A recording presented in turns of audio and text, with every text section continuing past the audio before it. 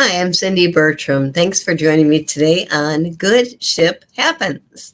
We've got a lot of fun, interesting news coming up just in this past week. New ship coming out, and also, actually, there's a couple new ships coming out too. And a new cruise line, of course, starting this summer, Explorer Journeys. They're doing some wonderful things. I'll be sharing more about that later on as far as their culinary expertise, what they're offering to it's great. I'm really excited about Explorer Journeys. They're high-end luxury, and they're focusing on bringing ocean life to sea, or ocean life to sea, which is great too. But once again, something else that came up this week too is Oceania Cruises, which is a very, very luxury cruise line brand, has a new class of ships coming out, and their Oceania Vista is going to be coming out, and she's just going to be handling 1,200 guests. So she's the first class in their this style of ship. They've got 5 ships coming out, of course, too, but this is the first one, and this is their first new ship in a decade, which is great. And what they do is they just announced the godmother of the ship, and she's actually well known as far as the culinary industry too. Gada de Gada De Laurentiis is actually going to be godmother of their first Allura class ship, the Vista, which is great. And she's actually appeared in the Food Network on various shows for the past 20 years. She's an Italian-American chef and the author of several cookbooks, including Everyday Italian, which is a New York Times bestseller. And she actually owns 2 restaurants in Las Vegas. So it's really, really a big moment for her, too, being named as the godmother. Also, she just announced in February she's going to be leaving the Food Network, but she's going to be actually signing a deal to produce and potentially star in some unscripted projects for Amazon Studios, which is great too. But that's really kind of fun when we think about godmothers. They pick different people to be godmothers of ships, but to have a well-known Italian chef, very well-known, amazing person. And she really kind of leads on with what Oceania Cruises have been doing for a while. They're really culinary-focused cruise line. They really are. And like I said, she will be fulfilling the maritime honor of christening the ship during its May 6th round-trip christening voyage from Rome, where she's actually born. And she will create 2 signature dishes to be served on the Vista too, which is great. One will be served in their Italian specialty restaurant, Toscana, and the other will be actually offered in the grand dining room. And what dishes she's dreaming up have still been left. They're not mentioning it yet too, but they will mention it later on. The Vista will have actually 12 different dining options, including 4 new spaces. And the brand's going to introduce their Aquamar kitchen, which they're describing as a wellness-inspired dishes with a hint of indulgence. And along with the bakery at Veristitas, which is serving fresh pastries, and Ember, a new signature restaurant, which is going to be offering authentic, rich American dining experiences with inspiration from different culinary capitals, including Napa and Sonoma in California. And she will have 8 different bars, lounges, and entertainment venues. And once again, with Oceania, they're also going to be unveiling a new mixology program too. And it's kind of interesting that it's not uncommon for Oceania to name a chef as their godmother. When their last ship came out, the Oceania Riviera in 2012, the line named Kat Cora to christen the ship, and she was the only woman icon chef in the Food Network's Iron Chef America. And she's also founder of Chefs of Humanity, which she launched in response to the 2004 tsunami that hit Indonesia so badly too. So once again, the new Vista will accommodate just 1,200 guests. She's the first class in their new class of ships, and it's the first new ship they've had in a decade. But this is really exciting to have a really phenomenal, well-known, famous chef as their godmother. So it was kind of some exciting news too, because once again, people ask me sometimes as far as what do you enjoy about going on a cruise? Well, the culinary option is one, definitely. I mean, they have different avenues as far as dining experiences, but a lot of times cruise lines do partner with chefs. That does come up. Another really fantastic chef I've gotten to know over the years is Rudy Sadaman, and he's great. He has his Salomar on a couple different ships, including one on the new Carnival Celebration ship, which just debuted last November, and I was there, which is great. But once again, we think about different options as far as dining, and once again, you have a lot of different choices, which is really fun. And I know Oceania Cruises has always been known for their culinary focus too, which is great. Something else that just came up this week too is with Princess Cruises. They just did a partnership with Exponential Fitness, and they're going to be launching their different types of experiences on Princess Cruises. They just announced it on February 23rd. So Exponential Fitness is actually the largest global franchisor of boutique fitness brands. And what they're doing is they're going to have 3 of their brands actually debut on board Princess Cruises. They've got the Pure Barre Yoga 6 and Stretch Lab fitness classes that are available to guests on board, which is great. And they're going to have some other experiences too. But once again, these are boutique fitness experiences for people to actually enjoy and be able to use on board the Princess Cruises ships, which is really, really fun.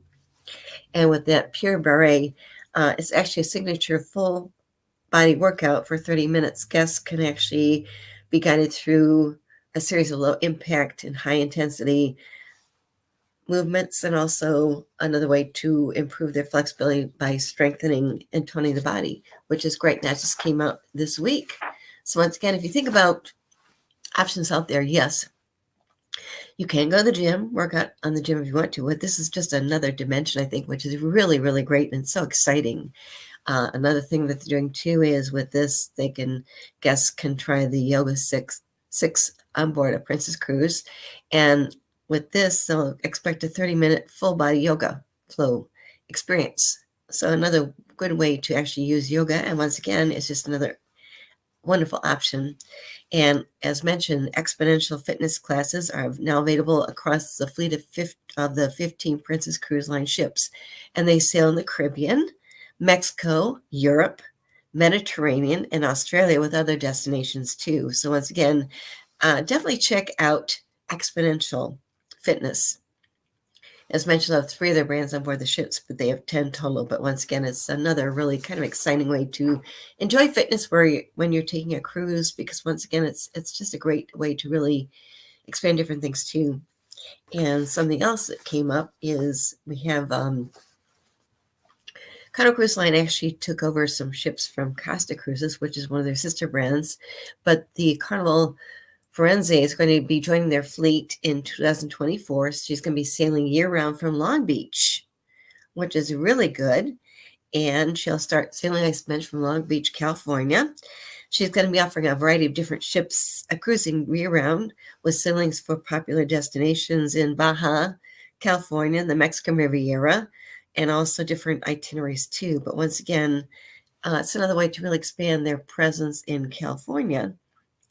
And once again, the Carnival Firenze is going to be offering a great option for guests who maybe want to sail from year-round from Long Beach, California too. And they just are going to be sharing more about that too, what they're doing. Okay, because what they're doing is she's actually going to be debuting,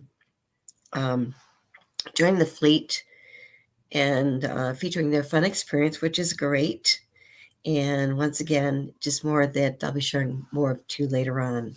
And something else too, is we've talked about this before, but as far as the length of a cruise, people ask me, what's the best length of a cruise? How long can you cruise for? Well, you can pick and choose.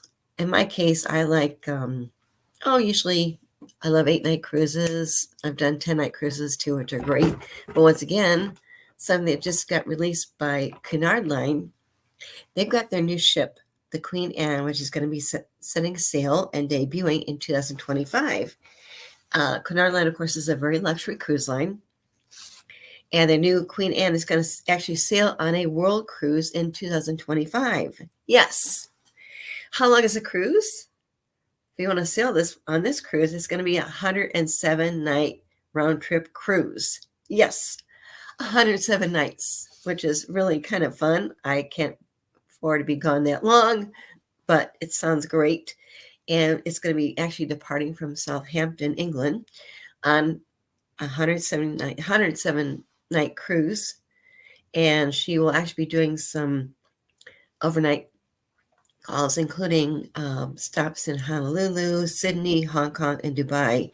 And then after crossing the Atlantic, the Queen Anne is going to spend 17 nights sailing from New York to San Francisco. She'll be visiting Aruba and then does that before she transitions and goes through the Panama Canal. The ship will also visit Guatemala and also Cabo San Lucas during her New York and San Francisco portion.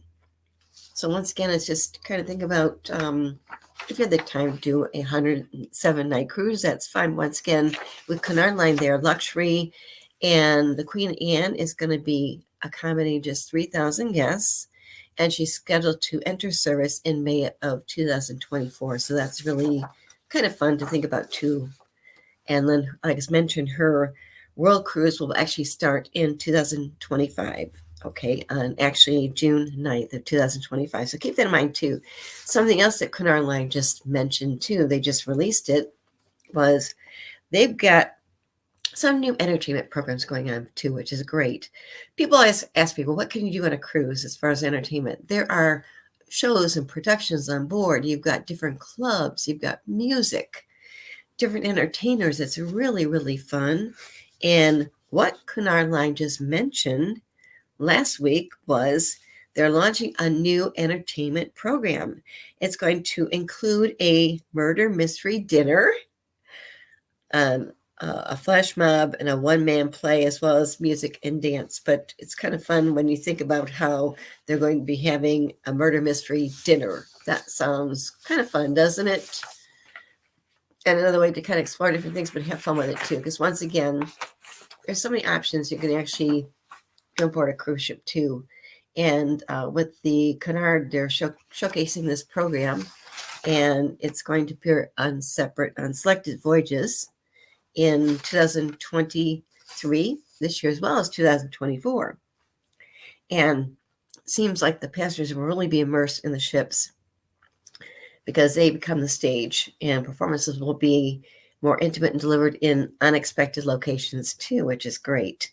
So once again, passengers and guests will be able to have a chance to see what goes on behind the scenes, as well as conversations with events and workshops with the stage and screen talent, which is great too.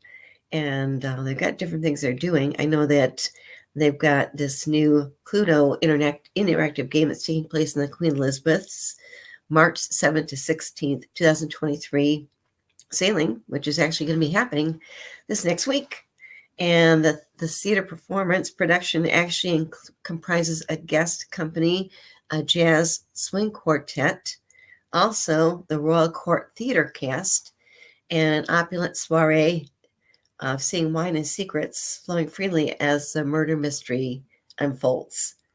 And then once again, during the ship's September 18th to the 27th, 2023 voyage this fall, rising star Ali Nutt and the Cunard Line's in-house pianist will actually be offering an intimate evening of songs and stories celebrating the work of composer Stephen Sondheim's An Evening with Sondheim, which is great too. So you've got different things that going on as far as entertainment on board cruise ships too, and keep that in mind too, because once again, it depends on what you want to see and watch, but once again, look at different options out there too, because it's really fun. You don't think about a murder mystery taking place on a cruise ship, of course, it's just a murder mystery, of course, entertainment option too for people to enjoy too. But definitely keep that in mind, because that seems like a fun twist to think about enjoying too. Something else that has come up too is, as mentioned, cruise lines help out in different ways to give back, also help out. And as I mentioned last week, MSC Group, which is owns MSC Cruises. They have their MSC Foundation, they're a nonprofit. They also have their Mediterranean shipping, container shipping company too, and also they have their foundation, which is great. What they did was when the earthquakes hit so bad in Turkey overseas, it was so sad. And what they did was the MSC Foundation actually launched a global fundraising campaign to support reconstruction projects in the earthquake areas that were devastating Turkey and Syria. And the MSC Foundation is actually matching every donation to double the impact. And you can check into it online too.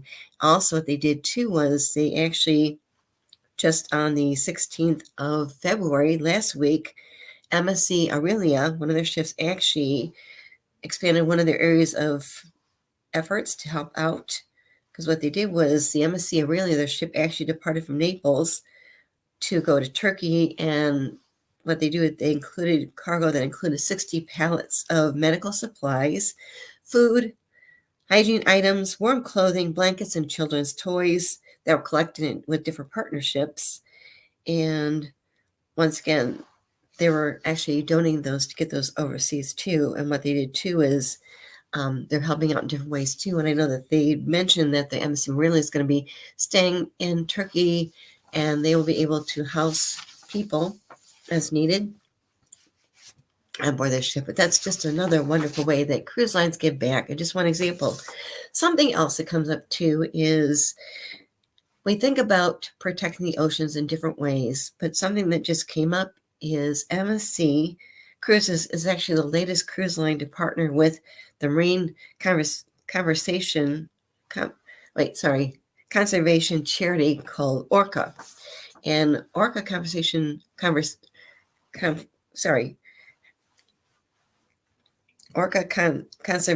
Charity actually is looking at different ways to really look out and keep whales, porpoises, and dolphins safe. Okay, and what they're doing is MSC Cruises is the newest cruise line to partner with this charity Orca, and they're also introducing a special deck officer training program to minimize any kind of collisions that would happen with whales, dolphins, and porpoises. And cruise lines are really, really proactive about doing that too. And like I said, MSC Cruises is the newest one to actually work with Orca. Also, Ambassador Cruise Line and Fred Olsen Cruise Lines are also the other cruise lines that have already been teaming up with Orca. And as mentioned, the bridge officers who actually work on board the MSC Bellissima are actually the first to participate in this online training program at MSC Cruises. And this ship is actually currently sailing in the Mediterranean from its home port of Geneva, Italy, and was chosen to be the pilot vessel based on this navigation through the sanctuary. And once again, it's a way to really make sure they're being very proactive to make sure that they do protect the seas for future generations too. And supporting the health of the oceans and partnering with training is a good step forward too. And people need to know about this too, because it's once again, we need to protect the marine life too. When you think about porpoises and whales and different things like that too, this is another way to really make sure that they're protected. And once again, this is a wonderful organization, Orca, and it's, as mentioned, it's their conservation charity, Orca. And MSC Cruises, as mentioned, is the latest cruise line actually partnering with them as far as finding different ways as far as protecting the marine life too. And that's, I think, just a very, very positive thing too. Mark, did you have any questions for me right now or not? Before I go into anything else? No, I'm just interested in finding out all these fascinating things going on with the trip and all of that and the cruises. And we know the cruise industry is coming back big time and all in that space. And of course, I do have some friends that are thinking about maybe even being entertainers on cruise ships. So I was wondering, do they have like auditions for the cruise ships, and are they held like at a certain time, or what happens in that space? Okay, I think they do. Actually, I actually had known somebody a long time ago who worked on a cruise ship and entertainment. I don't know what he did as far as his protocols, but once again, he actually worked in Royal Caribbean entertaining too, which is great. He's a very, very talented dancer, singer, And once again, I think they probably have to go through, I think, different kind of auditions first. It might not be on the ships themselves, but I think they have to go through different auditions too. Because once again, as mentioned, there's so many different entertainment options going on board cruise ships. For instance, I mentioned with Royal Caribbean, when I sailed, of course, on the Allure Seas last year myself, they've got this beautiful, beautiful, it's like a water park type thing. What they do is at nighttime, they have different aerial shows and beautiful. And they actually are, it's really in the back of the ship. They've got this water area, got water shows there. And then during the day, which is really fun, is they've got also a big screen and you can watch movies, which is beautiful. So did you have a question about that, Mark? Or, I can't hear you. Okay. But I think you'd have to go through auditions first. But once again, they got so many different options as far as entertainment positions. They use musicians, of course, and of course, people that are in there that dance in the shows. That's another avenue. In this case, they've got aerialists that actually do that too. And Yeah, because one of the things that I've noticed is they have, like, when the one cruise I went, they had the dueling pianos, they had the full shows, they had a bunch of other stuff. oh yes, and even like I said, productions. They've got Broadway productions on board their ships. It's really fun. That's a whole talent within itself. And so I think they do different types of auditions depending on the types of entertainment they're going to be doing on the ships. And because there's so many options out there for entertainment too. Because once again, years ago, it's kind of funny because there's a really, really fantastic, amazing person. Bill Panoff actually was an entertainer on a cruise ship. He launched PPI Group, which is his wonderful, wonderful, wonderful media publications. Fantastic person. But once again, years ago, when he took cruises, when the cruise ships were really small, you might have some small entertainers. You didn't necessarily see Broadway productions, multi-different type productions too. But once again, it's really changed so much on board the ships too. So once again, as far as the options, you got a chance to actually watch beautiful productions that are almost like Broadway productions. Also, different areas. One thing that came up too is a couple cruise lines did have ice skating rinks, and sometimes they did ice skating shows too, which is really great. Once again, you got a choice as far as different bars and clubs, different musicians, smaller bands, which is really, really fantastic to think about too. And just different options to really explore when you are taking a cruise ship for a vacation, because you've got a lot of choices out there too. Another thing too is you'll see cruise lines that might have racetracks on board too. That's kind of fun too, depending. And just beautiful as far as how they divide up the areas as far as the neighborhoods too. And the entertainment can vary so much with the cruise line. Something else they do sometimes too is like they have like interactive cooking classes too, which is really fun. Yeah, you talk about the interactive, because I know that they also have trivia contests. You mentioned the one with the Captain Kate, yes. We oftentimes talk about Captain Kate and everything, but then they have other trivia shows. I know that there was a gospel trivia one that I've advertised as well. But how popular are those trivia shows on the cruises as well? I imagine they would be quite popular, and sometimes you're maybe coming with your group of the people that you come with, whether it's a family member or whatever. But I'm also imagining that sometimes there are random people, and that might be how they actually get to meet each other. I'm thinking like on those single cruises, they might do random trivia, mix-ups, for lack of a better term.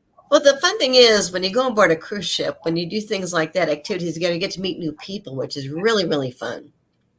And that's part I think of too, because that's how you make new friends. I mean, I did that myself too. When you sit at different dining options too, you make friends that way too. That's how I got to meet a couple of friends myself too over the years. But once again, with the trivia, depending when they run the trivia contest, it could be during the day when you're at sea, or it could be another time in the evening. Once again, you can actually interact with people too. If you have fun, that's good too. But once again, it's a new way to meet new people too.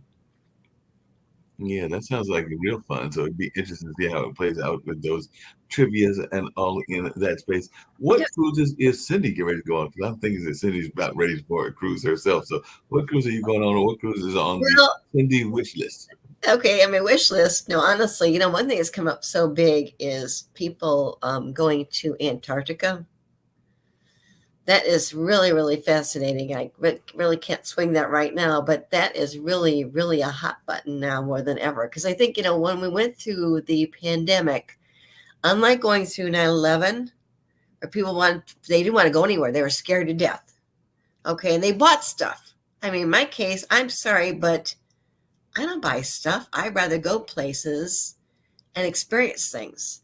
And I think when we went through this pandemic during coronavirus, I think people just got so upset about being working by themselves, whatever, being forced to be inside, whatever. And I think people are really thinking about other options, about seeing the world in different ways.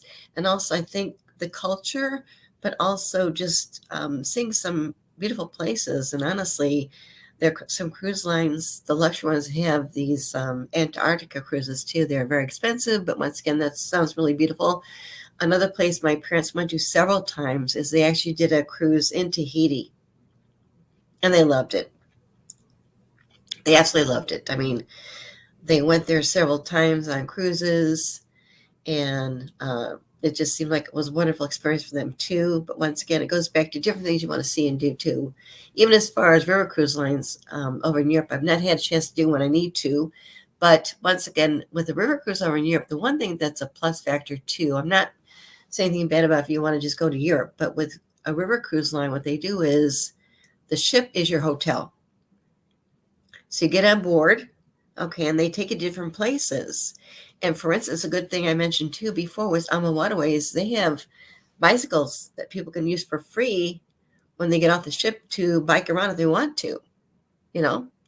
But once again, it's a good way to see different places that are beautiful. Once again, it's not like you have to unpack, repack, unpack, repack, because the river cruise line ship takes you all these beautiful places. Plus, what they do is they usually fly you in the day before, stay a day afterwards too, which is great. So it's another option. And one thing that's come back too is now we're seeing some cruise lines once again return as far as doing cruises in Egypt on the Nile. As far as That my sounds like that next could be cruise, fascinating. How much are there cruises that are geared toward, I'm getting up there in age, not as much as, and hopefully I'll get even further because dad is 82 and mom oh wow, is 80. But how much are there cruises that are out and designated for those that are senior citizens? And are there senior citizen discounts? And are they doing things to accommodate those that are older, whether it's games that might be more older oriented or whether it's diets that are more geared toward the elderly as well? So, how are the cruise industry doing, in your opinion, in its appeal to those that are the seniors of our society? I think it goes back to when you think about the cruise lines that you want to sail on too, it gives you different choices. Because if you want to go on a big ship, go on a big ship. You go on a smaller ship, that's fine too. And once again, it goes back to, one thing that I know cruise lines have done too is usually with the shore excursions, they might have the activity level. They'll know in advance how active this shore excursion might be. So you can kind of pick and choose. For instance, if you don't want to walk a lot of miles, don't pick something like that. They actually kind of gear them that way too. So you can actually pick and choose what you want to do as far as the activity level too, which is great. And something else too is cruise lines do have handicapped staterooms on board their ships. Okay. And you actually get those. They don't have as many, of course, too, but that's one thing that my parents did when my mother lost her right leg to heel cancer and they started taking cruises instead of traveling. But they were able to get a handicapped stateroom for my mom just so she got the handicapped accessible bathroom, which is really important. But they've got those two. And once again, it just kind of depends on, like I said, ships are getting kind of big. Although in the case of, as I mentioned with Oceana Cruises, she's not going to be accommodating a lot of guests. That's a little smaller. But once again, with Royal Caribbean's Icon Seas, that's going to accommodate what 6,000 to 7,000 people. That's almost like a city at sea. Okay, and Although you got different activities, if you don't want to have to worry about walking that far distance too, then maybe thinking about a different type of cruise line or a smaller ship out there. One of the other things I was curious about, and as I recall, when the cruise that I went on, they had some, but how, and I've seen some on some of the ads we've run, but how, and you talk about many cities, how extensive are the gyms in the cruises? Because I think that I've heard of some cruises that almost have like NBA or at least school style basketball courts on them, as well as some other kind of things in that space as well. So let's just say that you are an exercise oriented person and you go on a cruise. What are the opportunities to get that exercise? Or if you, on the opposite side, want to get into the gaming world and augmented reality, because some people will be like, why do I need to go on a boat? I can have the boat come to me in these augmented reality fantasy things. But I know you like the real version versus the augmented or virtual version. Yes. Yes. But the thing is, what's really good too is you can pick your own pace too. Because one thing I used to do a long time ago was they have the up areas that kind of surround the pool, kind of further up. But you actually kind of walk around and get your miles in if you wanted to. Okay. But other things too is, on Royal Caribbean and Royal Caribbean, they actually had different areas. They had a little golf place to golf if you wanted to outside. They had a place to play basketball. Different things like that. So you can kind of pick and choose. It was in one area on one areas of the ships too, which is great. So you can kind of pick and choose. And once again, they have gyms on board, and they usually have yoga classes. As I mentioned, Princess Cruises just announced that one partnership they're doing with that company, and they just introduced it on their 15 ships, which is great. So that's, I think, kind of fun too to think about, And of course, you've got pools, on board. If you like to swim, I like to swim. And of course, when you get off the ship, if you want, you can take a shore excursion and go to the beach and do some swimming that way too. So you've got different choices. It kind of you pick and choose what you want as far as the activity level. And also, if you feel safer on swimming on a cruise ship and their pools, that's fine. It just kind of depends on what you really want to do too.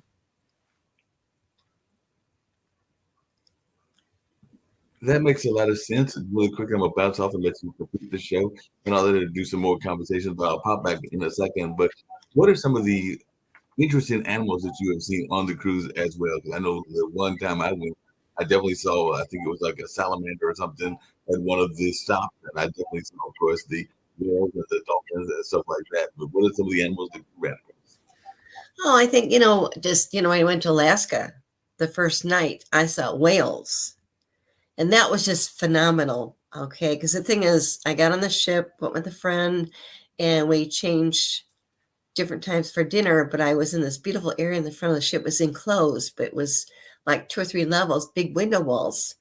And we're just relaxing there in the front of the ship in the chairs, just kind of relaxing. It's beautiful. And all of a sudden, I see everybody go to the one side of the ship. When they saw whales we saw whales the first night. That was really, really fun to do. And then, of course, salmon, because we went to different areas. You could see the salmon kind of swimming around. That was actually at one of the port areas too. That was kind of fun. And then, just kind of depends, on the wildlife too. Sounds good. I might have some more questions in a second, but I'll let you get to some of the more cruise news. But I'll be back very shortly and might have some other thoughts, and who knows, maybe even a commercial or two. Okay, great. The one thing that comes up too is as far as taking a cruise.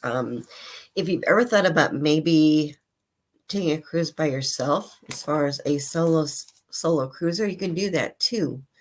And once again, it just depends what you want to do too. And there are some reasons why I think, sometimes maybe people do want to take a cruise by themselves.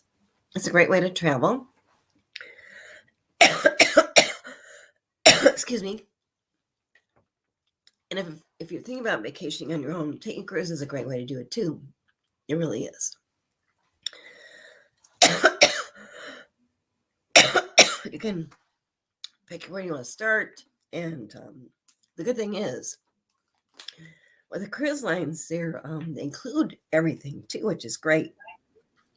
I think we're going to have you go get some water real quick. Yes, I'm going to put on one of those other commercials around education, because that's how you're getting that cold there, so we're gonna let Cindy Yes. go get some water, and then Yes. she'll be back with some more news while I put on Yes. the one about education and all in that space. So I know I've got that over here somewhere, so I'll put that one about the partners and the AQV partners with the students so that you can go get some water.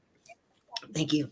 What's up, everybody? It's Trey Tipton here. Hi, I'm William Jeffress. Hi, my name is Lauren Wasselson. Hi, my name's Alex Jaksic. And we're on the American Queen boat in Pittsburgh, PA. And we're here to explore all the job opportunities on this beautiful boat. Come check it out with us.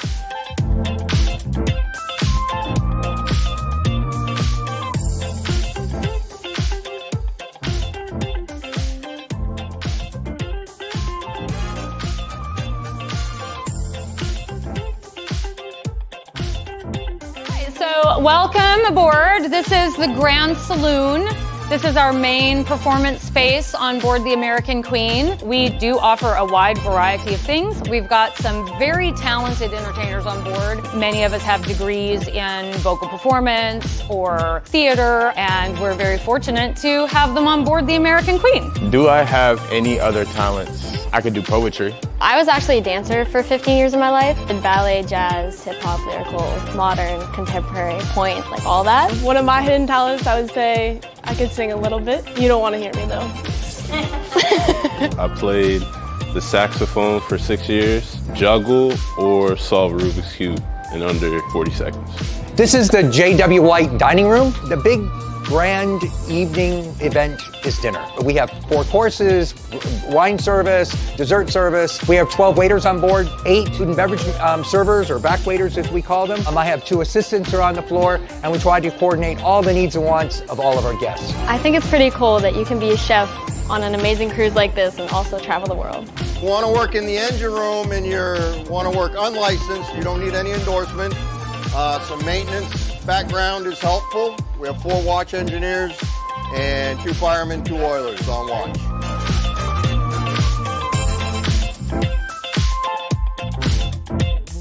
There's always at least 2 of us on board, what they call a front watch and a back watch.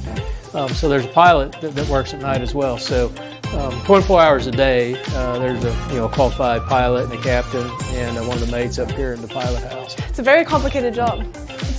It's very interesting though.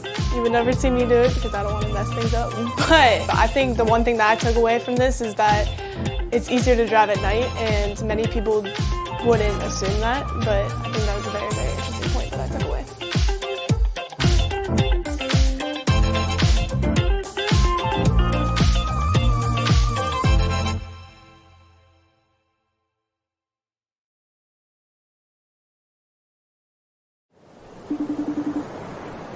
Hi, Richard. How you doing?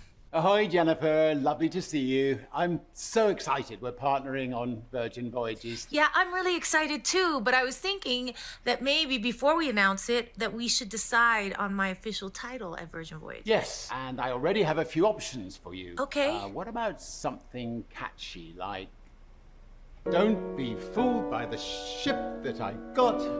I'm now Jenny from the dock. Okay.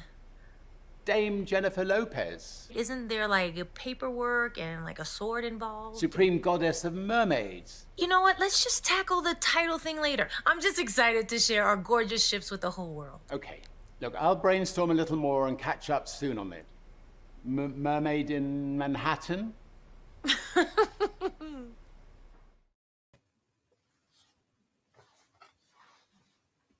That's great too. But going back to my points about maybe thinking about taking a cruise by yourself, because if you were to take a trip by yourself, then you're basically by yourself. But with a cruise ship, what's good too is there are reasons why you shouldn't think outside that you can't do it. Because once again, really taking a cruise by yourself is another great way to travel too. And I ran across some really, really fantastic insights and steps too. I've done it myself too. Something came up a long time ago.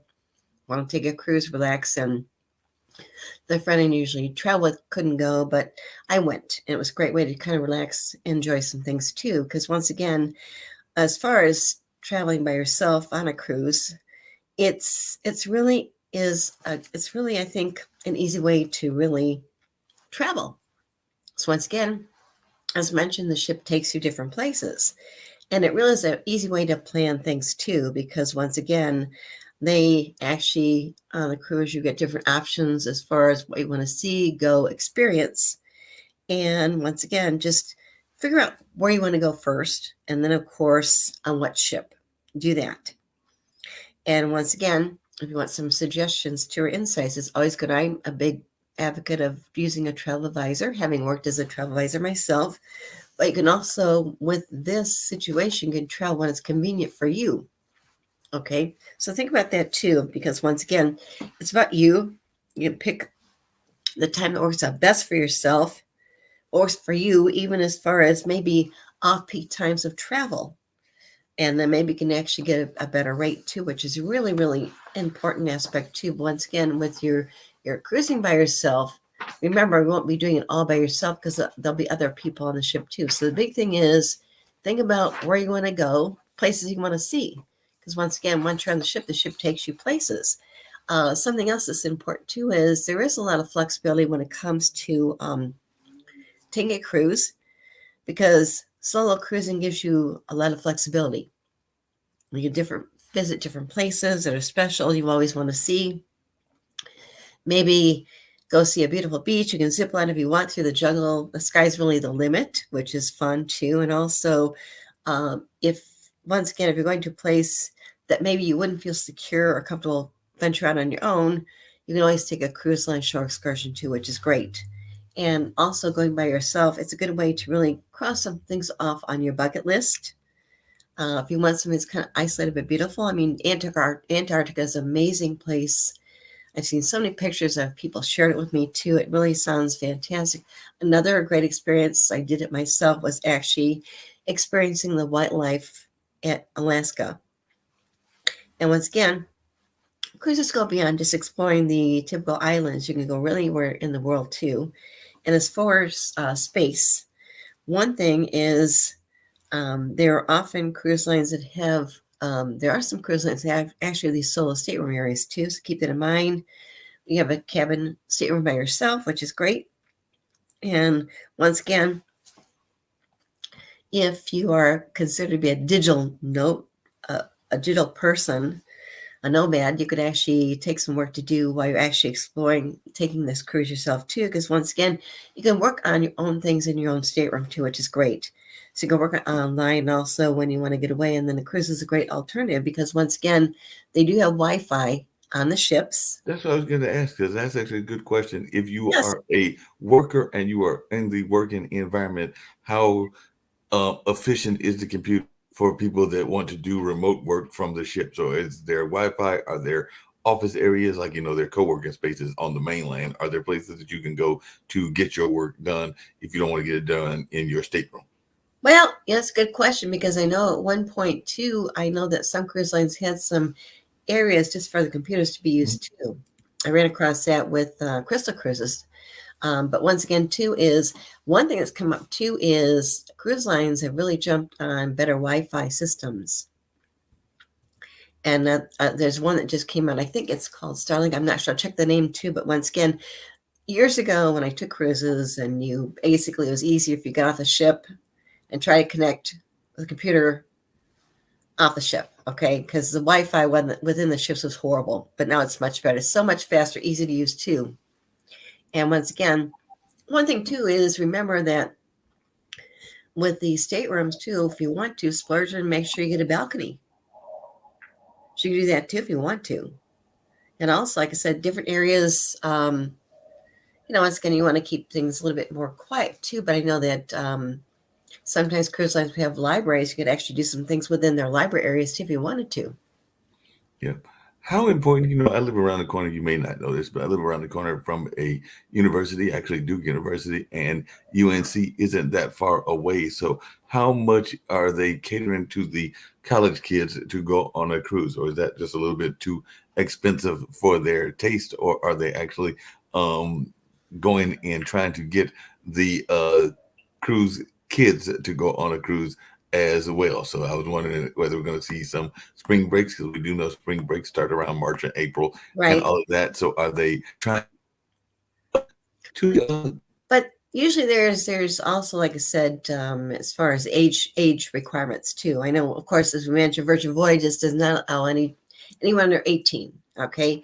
Usually with cruise lines themselves, I think you might have to be 21. I'm not sure if they changed that protocol or not. Or having an escorted group, because that came up one time a long time ago. I had a group that I booked on a cruise every year over spring break. They were teachers, but one time there were student groups on board, and it was really a little crazy, you know. But that was a long time ago too. But once again, usually there's certain kind of age groups too that they do require on board to sail, and usually it'd be like an escort group, depending. But once again, you get different choices too, and going back to, like I said, the Wi-Fi on board cruise ships is really, really phenomenal now. It's not like it used to be a long time ago. And they still have little library areas too. So actually, if you wanted to, you could take your computers in there and work on your stuff too. I did that too myself. Actually, I was on a cruise when I took that cruise back in last year. A couple years ago, I was doing a project, so I took my computer with me too, just to get some stuff done there too, depending. Yeah, that makes a lot of sense and everything. As I've said before, we know that there's all kinds of great food that goes on the cruise ship, which means if you have great food, you've also got to figure out how you're going to get rid of that great food as well. But it does seem like the cruise industry has been a lot more efficient in getting rid of the waste on the ship as well. So that is a good thing that they're doing. That's a great topic, because I actually found some research on that too that I was going to bring up today, because once again, a couple of years ago, cruise lines started getting rid of plastic straws, single-use plastic straws. They got rid of them, a couple of years ago. And that's important. And also, like I said, when you think about years ago, how to get rid of food waste, that was kind of an issue. But once again, too, is I just ran across some information. It's a great article about how food waste is actually handled in the industry, And they do work on different things. I know that Carnival Corporation, for instance, had more than 600 food waste digesters installed across 9 of their company brands, which is great. And you don't think about that stuff, but they're doing that. They're being very, very proactive to do that too, which is important now. Yeah, that's very proactive, and they're doing a great job in that proactive space, making sure that they're taking care of that, making sure that they are doing things in terms of energy efficiency, which I know you brought up a couple of times as well. So they're doing all kinds of things that are innovative in that space as well. So it does seem like they are definitely trying to be aware and conscientious about how they are handling the food waste and the different things that they are doing in that space. So have you heard anything about any other energy efficient things that they are doing as well? Because I know we brought it up on a couple of these shows about some of the energy efficient methods that they have come up with. And I was just wondering if you've heard of any new things that our listeners need to know about. Yeah, the one thing comes up too, as I mentioned before, cruise line ships, their deadline is to actually be by 2050. And they're working on that too. But once again, a lot of cruise lines are really going over to what's called liquefied natural gas as a fuel source. And one good example is with a new cruise line starting, MSC. They've got their Explorer Journeys coming out this summer. And what they're doing is, I know that their 5th and 6th ships are going to be powered liquefied natural gas completely, which is great. So, I mean, they're really trying to work on that very, very hard. Yeah, that's going to be amazing when they do that. And it's going to be interesting how they do things along those lines and everything. Did you say they did or did not have discounts for the seniors? Because I know in some businesses there are discounts, and what I wasn't sure if there were discounts in the shipping industry as well, where you maybe get a 5% discount if you are over 65 or something like that. And I would just wonder if that's something that we are seeing in that space or not, or is that something that will be more in other parts of the travel industry as well? But I didn't know if there were I think other parts. But once again, one thing that people are not aware of is cruise lines usually give some kind of a discount to veterans. Right. I did not know that. And the veterans' rights is very important. You definitely got to get those veterans on the cruises and all in that spaces. That actually raises an interesting question. It is my understanding that some people are actually going into becoming sailors and things in that space because they had that experience when they were in a branch of the Army. So I understand that some of the pilots, not necessarily Captain Kate, but some of the other pilots might actually be ship captains from like the Navy and some of our armed services. But I was wondering if you had run across some that had served in the military that are now captains of the bigger ships. Not really, but once again, people need to really be aware of that military discount because they do that. Yeah, that makes a lot of sense. So definitely check that because once again, they do a really, really fantastic job as far as trying to do that for veterans. So definitely if a person is looking at maybe taking a cruise, definitely if you're a veteran, check into that discount. Yeah, definitely got to check into that discount. I got that video that I was looking for, so we're actually going to watch. Hopefully, people who have not eaten too much because we're going to watch how waste is dealt with on a cruise ship. So I actually found a video about that. So let's check it out. Yes, great. This cruise ship is basically a floating city, and just like in a normal city, all its residents produce a lot of trash. But there aren't any garbage trucks here to scoop it up and take it away. We're at sea, obviously.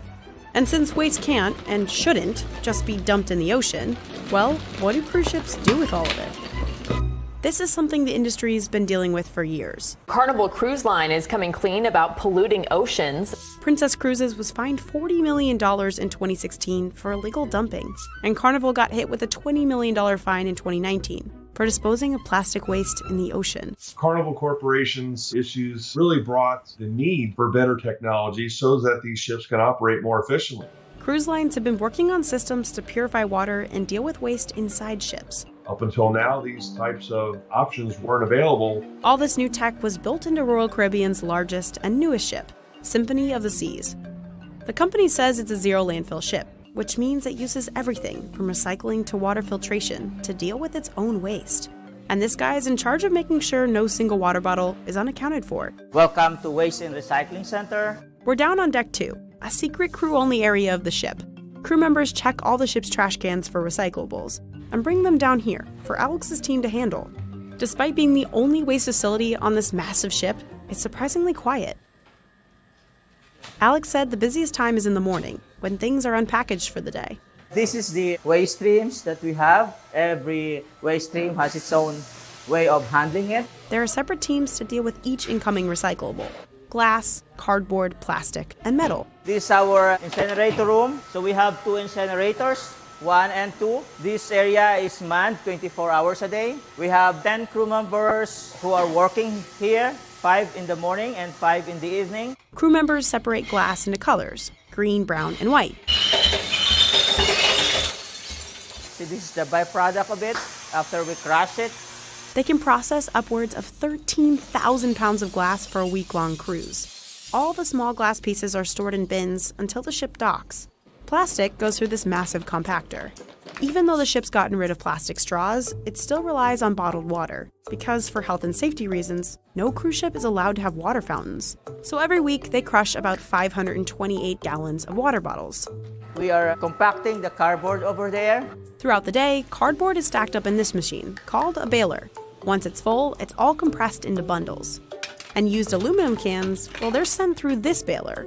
The machine squeezes them down into big cubes, which are then stored in a fridge just off the waste room. This area is actually for the items that can produce smell, the garbage. And that smell could get pretty bad.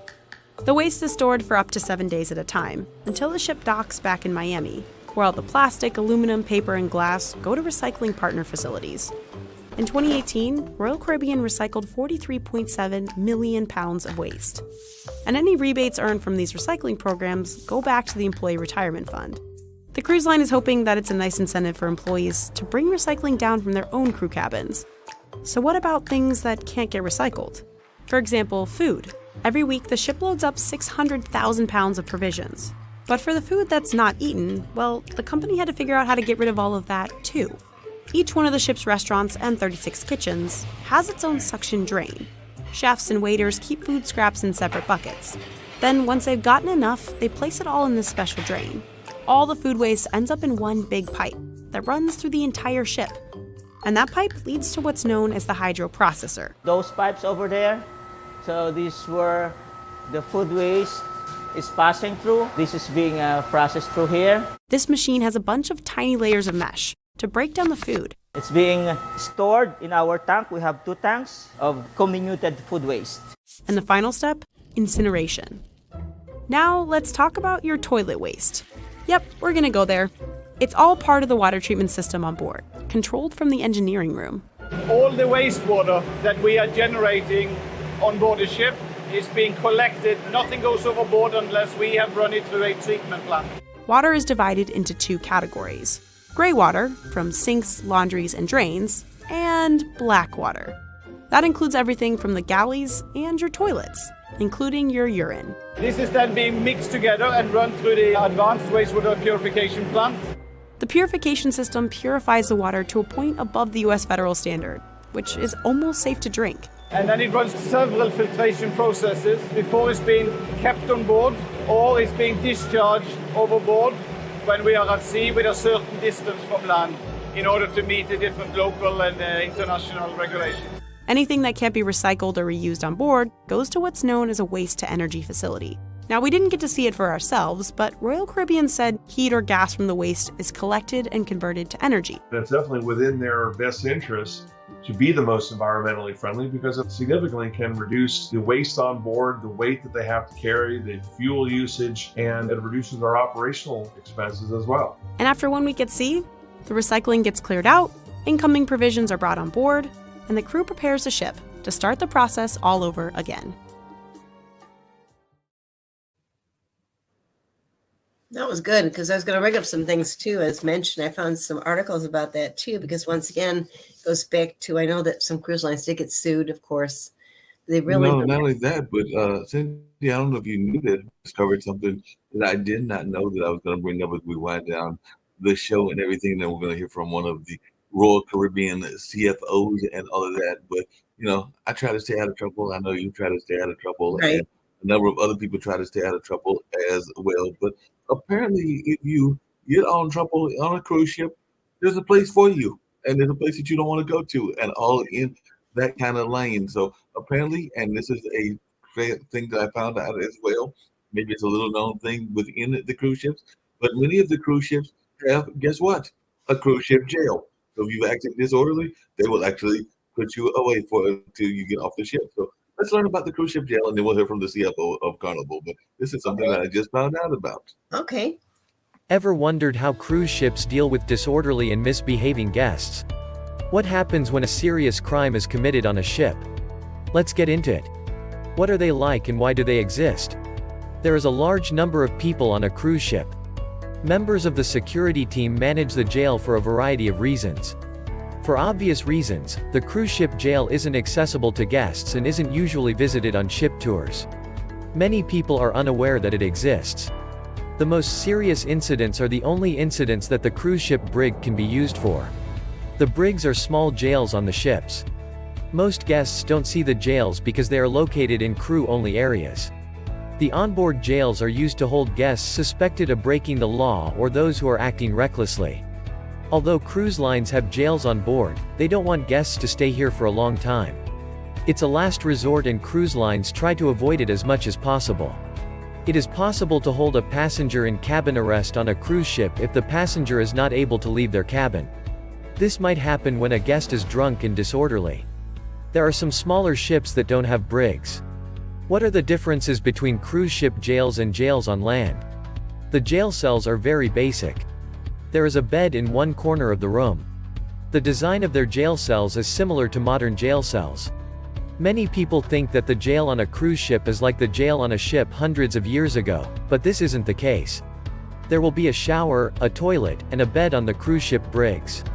What security measures are in place? Every cruise line has a number of safety measures in place. People boarding a cruise ship have their belongings scanned. This is to make sure no banned items are present. The guest may be denied boarding if the items are found in extreme circumstances.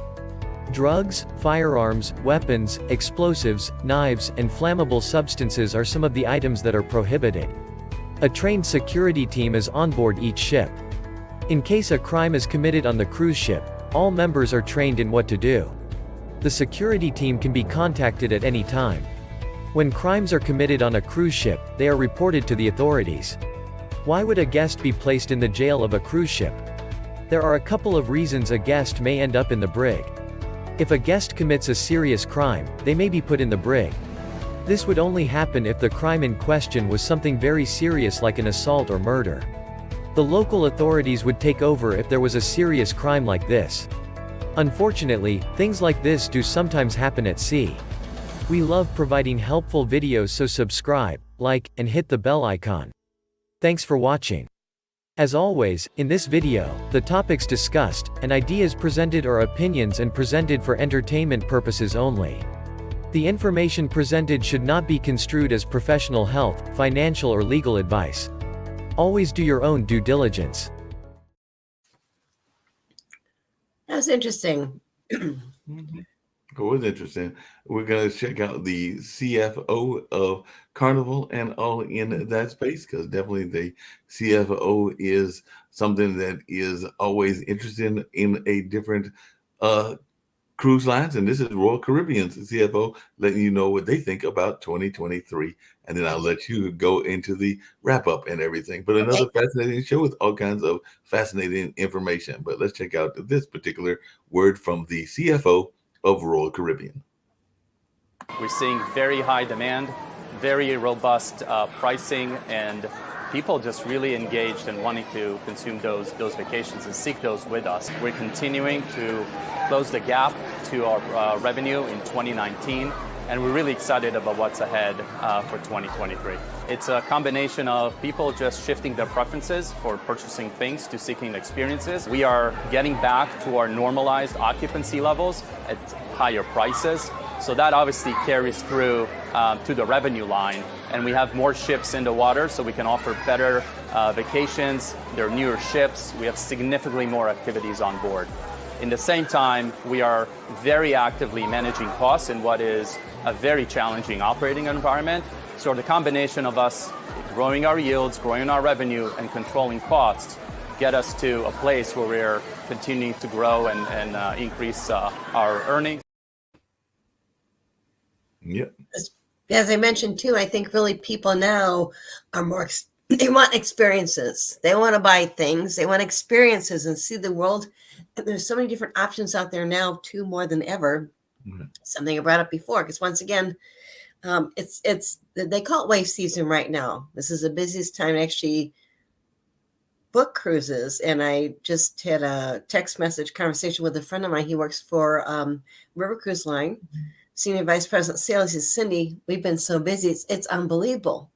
You know, our sales are going off the roof, which is great because once again, I think people are really wanting to just have experiences now rather than what we went through 9/11. You know, have experiences and memories of those lifetime, because that's really what I love too. It just, you know, think about places you've been to before, beautiful places, and you want to go back, but experience things, meet people. You know, as I mentioned, one of the most fantastic people I met a long time ago was actually, he was a taxi driver that I met, that I used. Friends of mine found him, and he was actually a former policeman in Ocho Rios. He started his own taxi service business, but he took us beautiful places, and he's the one that actually took us to Mick Jagger's house. Oh, wow. Yes. But I used to use him. I recommend him to my clients whenever they went there. But just, it was really fun to be able to have a trusted taxi driver like that. You trusted, you got to know him. And he knew people too, which is great too. So, but things like that, I think that's important as far as travel more than ever. And things are busy, but that's good because that's a positive sign that things are coming back and people want experiences. And you've got so many options out there now more than ever before. So think about that. Looks like things are definitely coming back and all in that space. Yes. So definitely, I think we may go out, if I can get it up, with one of the family ads from Carnival Cruises. So Carnival Cruises got one that talks about all the fun that the family can have together and all in that space. So I think I'll try to get that one up next, and then that'll get us on out of here for another amazing episode of great conversation and great shows and all in that way. But this is one of their newer commercials that lets you know that the family can sometimes come together, hang out together, and just have a good time together as well. So we'll try to get that one up right now, and I think folks will enjoy this one and see how much fun that you can have in that space as well. So if that's all right with you, Cindy, we're going to have one of our cruises and all of their fun as we get ready to get on out of here. So I think the Carnival Cruise one will get us out of here, unless there's another one that you want to, or some comments that you want to make before we do Carnival Cruises. Otherwise, we'll use this one to get us on out of here on this particular edition of Good Ship Happens. Because like he says, there's always good things happening on the cruise industry. So they really do. Real quick, one thing you mentioned about my next cruise, I'm not really taking a cruise yet, but I got invited to be on the MSC Meraviglia. They're bringing her to New York. And what they're doing, they fly me to New York, and I'll be able to see the ship for like 2.5 days. I won't be seeing the ship because she's coming in, but they're putting me in a hotel. They're flying us down to New York, put us in a hotel, but we'll be on board the ship for all kinds of different things, dinners and things too. And I just got my airfare lined up there, paying for my airfare, which is really exciting. So I'm just excited to see that ship because she's going to be sailing out of New York City year round, which is great. Sounds good. So let's check out about Carnival, and we'll be hearing about Cindy's trip as it gets closer and closer and in more details. And of course, we'll hear about it after she returns from that trip. But right now, to get us on out of here, let's hear what Carnival's got to say about family fun. Okay. Everyone in my family went on a Carnival cruise. Maggie didn't come though because she's a dog. Mom did things I've never seen her do. Dad was himself, and I met this girl who was pretty cool, I guess. You're my best friend! Then I saw a bird. Hi. Cool bird. And Dad told us to put on sunscreen, and we had the best time together. Please don't tell my parents I said that.